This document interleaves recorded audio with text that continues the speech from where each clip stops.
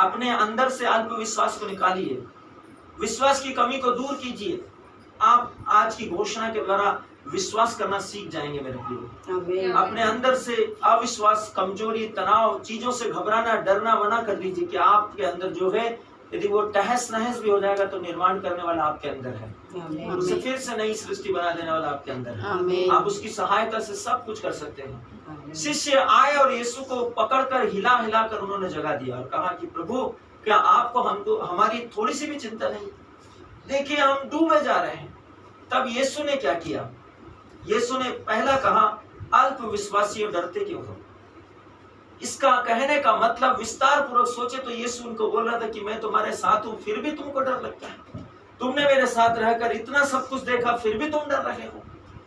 यीशु जहां पर आया उसके पीछे यीशु ने बहुत से चमत्कार कर दिए थे और अभी भी वो यीशु मसीह के साथ संपूर्ण विश्वास में नहीं थे। और आज हमने पूरी बाइबल के बहुत से चमत्कारों को सुन लिया है, उनको देख लिया है, बहुत सी गवाहियों को देख लिया है, बहुत से हीलिंग स्ट्रीम के अंदर हमने प्रवेश किया और उस हीलिंग स्ट्रीम के द्वारा विश्वासियों के विश्वासों की जांच को बहुत बेहतरीन तरीके से देखा। भयानक रोगों से पीड़ित लोग कैसे एक झटके में खड़े हो गए, उनके पास से विश्वास कहां से आया? सोचिए, यीशु ने क्या कहा? अल्प विश्वासी हो, इतना सब कुछ देख रहे हैं, इतने दिन से मैं तुम्हारे साथ हूं, उसके बावजूद भी तुम डर रहे हो, तुम डर रहे हो। प्रभु यीशु ने क्या किया? अपनी आंखों से समुद्र की ओर देखा और समुद्र जैसे कोई अधिकारी के सामने छोटा अधिकारी जब उसको देखता है आंख भरकर, तो कैसे सावधान की मुद्रा में खड़ा हो जाता है, वो भयभीत हो जाता है। समुद्र भयभीत हो गया और शांत होकर मौन हो गया, चुपचाप खड़ा हो गया। अब एक भी हलचल नहीं। जब प्रभु ने अपना हाथ बढ़ाया, आंधी थम गई, तूफान थम गया, बारिश थम गई और सब कुछ ऐसा हो गया जैसे कुछ भी नहीं था। चारों तरफ शांति छा गई। क्या कहा गया था यशायाह प्रवाचक के द्वारा?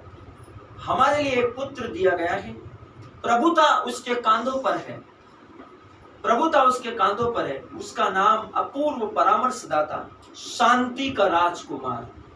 जब उसने समुद्र को देखा, जब उसने आंधी और तूफान की ओर सिर्फ हाथ किए, कुछ कहा नहीं, सिर्फ हाथ किए, इशारों को प्रकृति और कुदरत समझ गई कि यहोवा क्या कहना चाहता है, ये चुपचाप हो गए। मेरे प्रियो, क्या पौलुस परमेश्वर के प्रोफेट की बात आपको याद है? उसने कहा था, क्या तुम नहीं जानते? मेरे प्रियो सोचिए, एक एक वर्ड को अलग अलग कर दीजिए और उस पर ध्यान दीजिए। उसने कहा क्या? प्रश्नवाचक चिन्ह आ रहा है, क्या? यदि तुम्हें पता नहीं तो मैं बता रहा हूं, उसे सुनो। क्या?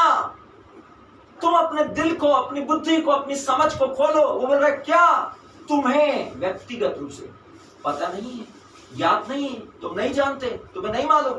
मैं बता रहा हूं, तुम्हारा शरीर जीवित ईश्वर का भवन है। आप एक चर्च है, आप एक चर्च है।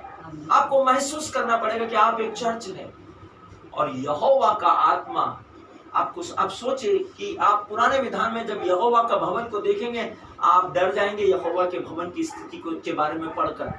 कोई भी व्यक्ति पवित्र परम प्रधान स्थान में नहीं जा सकता था। जो कोई भी यदि जाए और अयोग्य रीति से पाया जाए तो उसकी बॉडी बाहर आती थी, वो मर जाता था। लेकिन आज यहोवा आपके अंदर रहता है। आप एक चर्च है और यहोवा आपके अंदर रहता है। अभी आपके साथ में यहोवा के साथ साथ क्या है? आपके साथ में वचन है, आपके साथ में अधिकार का राजदंड है। प्रभुता उसके कांधे पर है, अधिकार का राजदंड है। यीशु ने कह दिया, मैंने तुम्हें सांपों, बिच्छू और बैरी की शक्ति को कुचलने का अधिकार दिया, कुछ भी तुम्हें हानि नहीं पहुंचा सकता। आप जो कुछ कहेंगे वो हो जाएगा इस विश्व में। आपके पास में अधिकार का राजदंड है।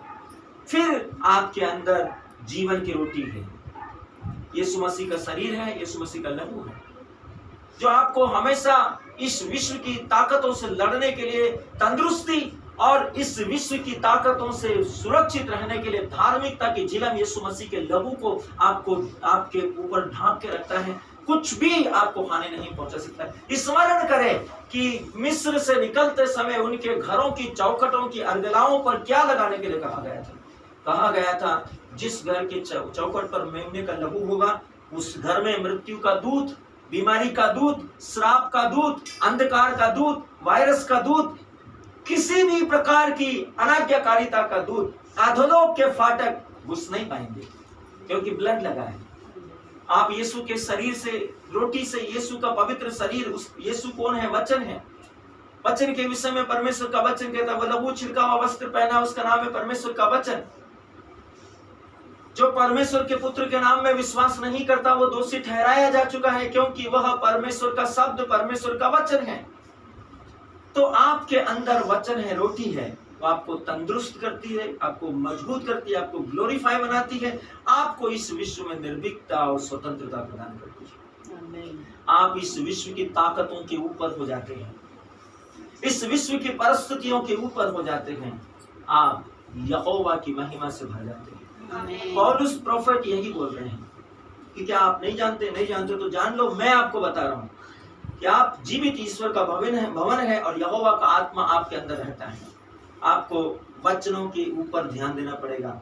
आइए हम घोषणा करें, मैं परमेश्वर की संतान हूँ, मैं अब्राहम का बीज हूँ, मैं सत्य निष्ठा से भरा हुआ हूँ, मेरे अंदर परमेश्वर का बादल रहता है, मैं बुद्धिमान हूँ, मैं सदा बढ़ रहा हूँ, मैं महिमा से महिमा में, मैं अनुग्रह से अनुग्रह में, मैं विश्वास से विश्वास में बढ़ रहा हूँ। कोड राबा मुझ में, कोड राबा मुझ में एक्टिव है। मैं परमेश्वर की उपस्थिति का बादल हूँ। मैं धार्मिकता का जंगल हूँ। मैं परमेश्वर के पवित्र स्थानों में बसाया हुआ नगर हूँ। मैं पहाड़ पर बसा हुआ नगर हूँ।